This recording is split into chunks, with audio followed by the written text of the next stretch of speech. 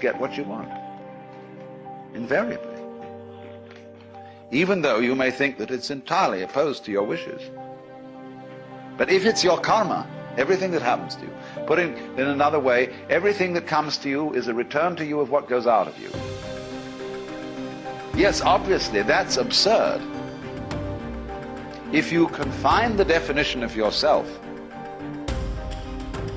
to your voluntary, conscious behavior. That's a ridiculous definition of oneself.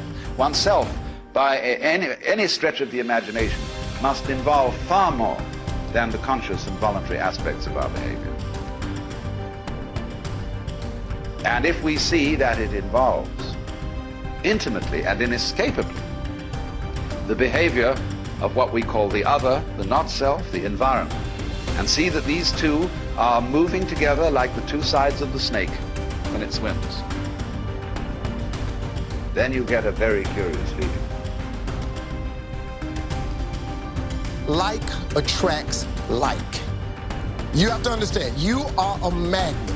Whatever you are, that's what you draw to you. If you're negative, you're going to draw negativity. You're positive, you draw positive. You're a kind person, more people are kind to you. So you're like a magnet, you know, and you got to understand something about like attracts like. If you see it in your mind, you can hold it in your hand. You weren't really ready for the world, were you? But when you show yourself that you have the power to come into alignment, not just with who you were before you were born, but with all that you've become ever since, not just with you and all you've become, but with Source itself.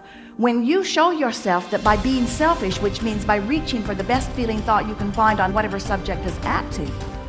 If you organize your mind to a certain level of organization, it in turn organizes the whole system. Your body, your emotion, your energies, everything gets organized in that direction. Once all these four dimensions of you, your physical body, your mind, your emotion and the fundamental life energies are organized in one direction. Once you are like this, anything that you wish happens without even lifting a little finger actually. It would help to assist it with activity. When you decide that you're going to take control of your relationship to who you really are, when you decide that you're going to tend to this gap between you, wherever you are on whatever subject you're experiencing, and who you really are and what you know about the same, now life is going to take a new form and shape for you. You're going to feel exhilarated. You're going to feel satisfaction. Those who are watching you will see you as someone who seems to create tremendously with ease. But even without doing any activity, you can still manifest what you want if you organize these four dimensions in one direction and keep it unwavering in that direction for a certain period of time. Right now the problem with your mind is, every moment it is changing its direction. It is like you want to travel somewhere, and every 2 steps if you keep changing your direction, the question of you reaching the destination is very remote unless it happens by chance. So, organizing our minds and in turn organizing the whole system and these four basic dimensions of who you are right now in one direction, if you do this, you are a kalpavruksha yourself. Anything that you wish will happen.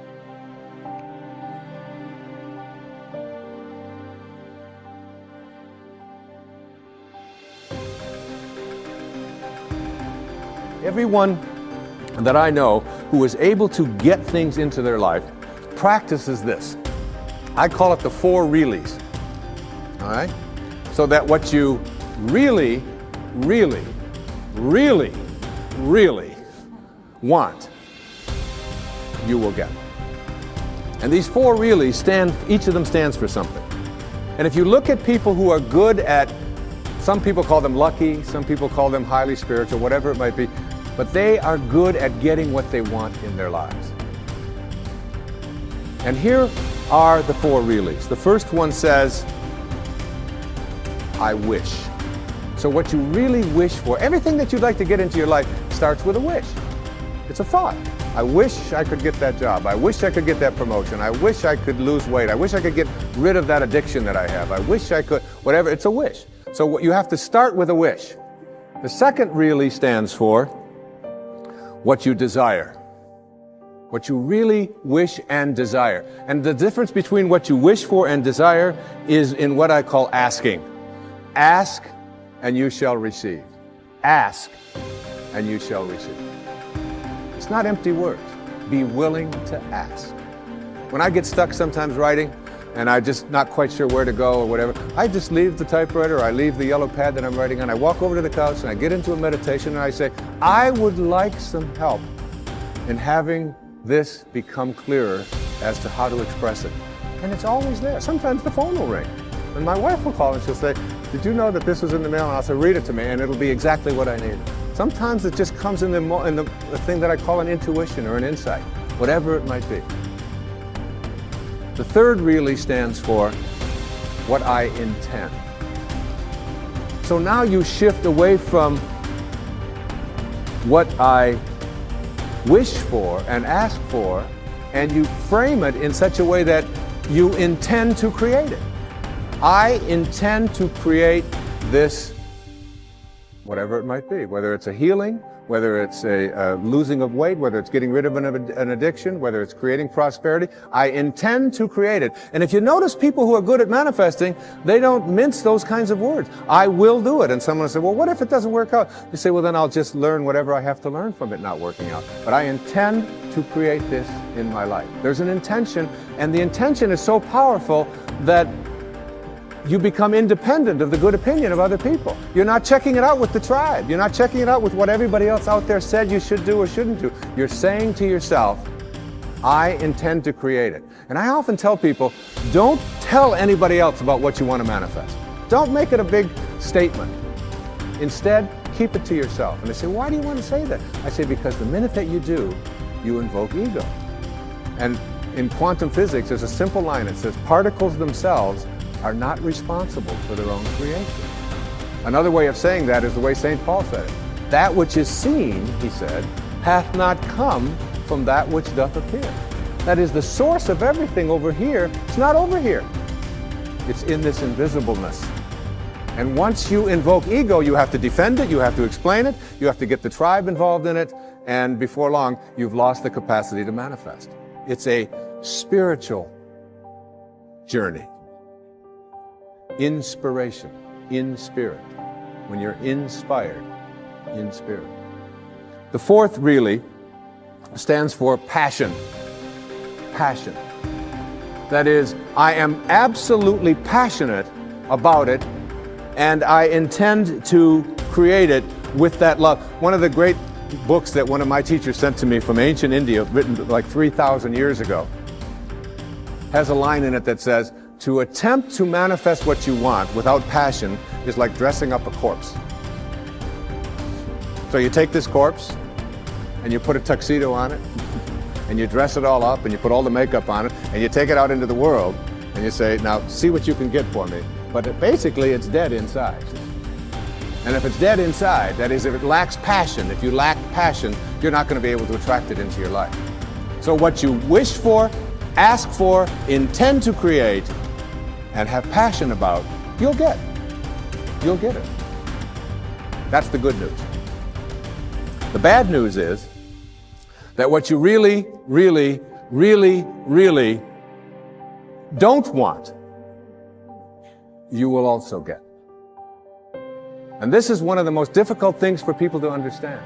And when you're dealing with the tribe and you're dealing with what is and what everybody else tells you is impossible, and somebody might be watching this and say, well, that's just a lot of nonsense. I mean, you can't just put your attention on something, think about it, and have it come true. It involves a whole lot of other stuff like that.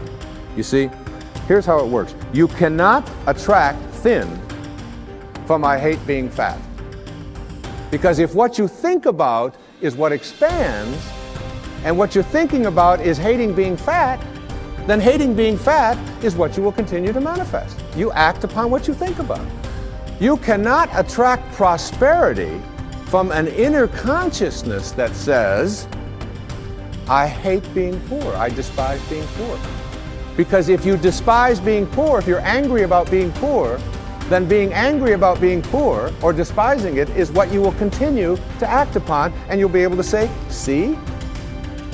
Now it gets worse. You cannot manifest what you want if your attention is on what is.